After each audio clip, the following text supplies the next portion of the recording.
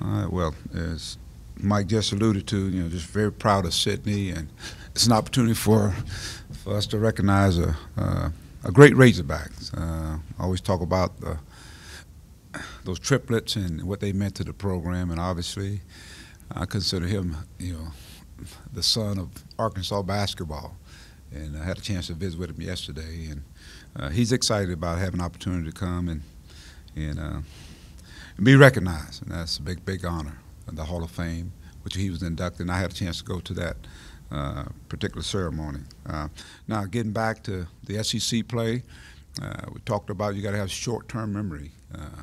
Had a tough loss to a Florida team, and now we get a very talented LSU team coming in, and obviously going to have to play some of our better basketball. I think whether it be on the glass, keeping Trey Waters, who's a very good player. I think he's one of the premier guards in the country.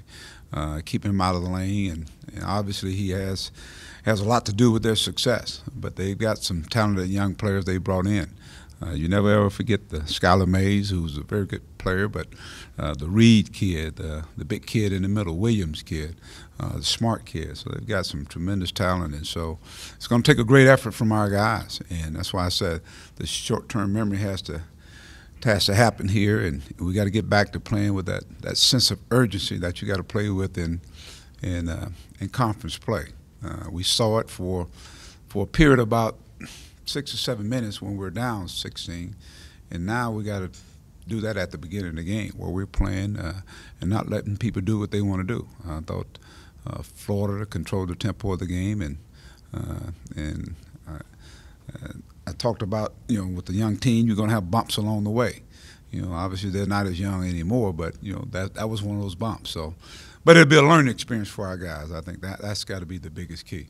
It's intensity on defense, playing smart on offense. I think we got those guys in foul trouble, and we've done that this year where we got teams in foul trouble. We don't take advantage of it. So, I think our play's got to be inside out, not outside in. Mike, I know from reading Mike's notes that you guys have won 9 straight Saturday SEC home games. You're 25-5 in Saturday home games in the SEC, but you've also lost 3 games here this year, which is very uncharacteristic. Just how do you feel about your team at home, and do you feel good you can keep that Saturday streak going? Well, I don't even worry about streaks. I worry about winning games. That's all. Having our team prepared the best it could. Be prepared as best as it can. And as I said, short-term memory. Got a talented LSU team coming in here that obviously they're playing well. They want their first conference game beating an Alabama team. They're scoring at a high rank. So I think tempo is going to be big in this game here. And so I'm concentrating on our guys playing more efficient. We got 0 points from our bench last game. And you just think the contrast. We played at A&M, we get 30-something points from our bench. So it's the inconsistency, and that we got to be more consistent in our play.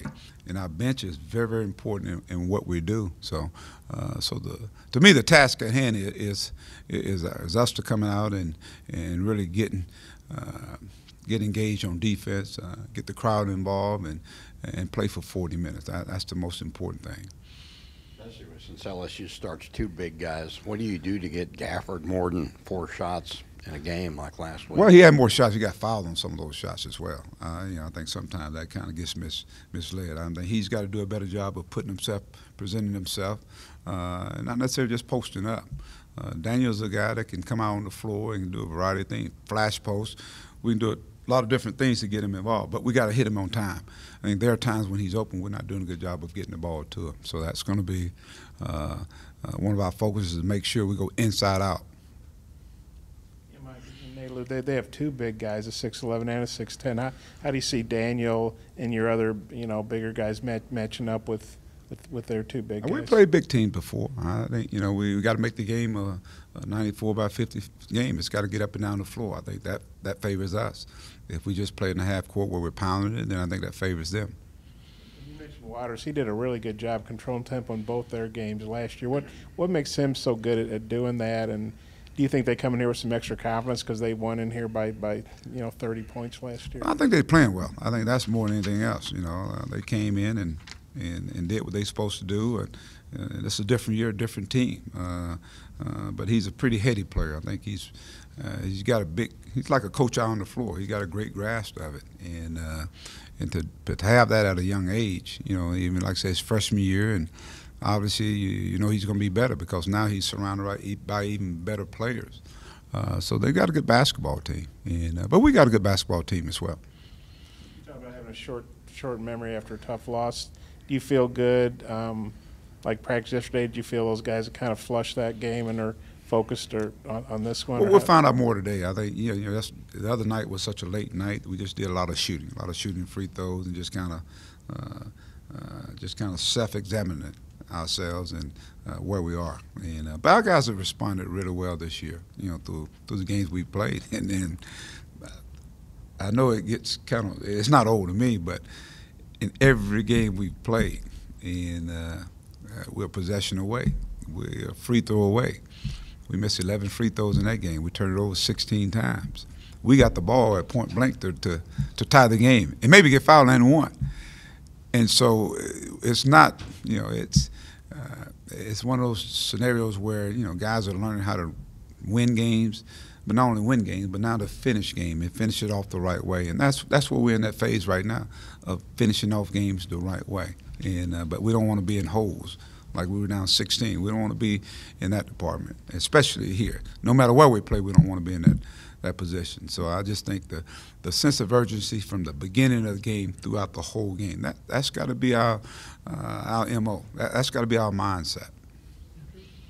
You alluded to the free throws there. I was wondering if you could maybe give us some insight on what y'all do specifically in practice to work on those, and have you changed anything this year once you realized how much of a struggle it was going to be? We work on them every single day, and free throws like anything else. You got to put time in on it, and we put ample time, and they put ample time in on themselves. It's just a matter of them getting up there and having the confidence to go and knock them down. I think that's the biggest key. It ain't no big secret to it. It's free throws are free, the individual, and you got to be able to have the mindset and the repetition to get up there and knock them down. And I really feel these guys, they will continue to get better at the free throw line. The other night, you expecting kind of a bounce back from Reggie? What was that now?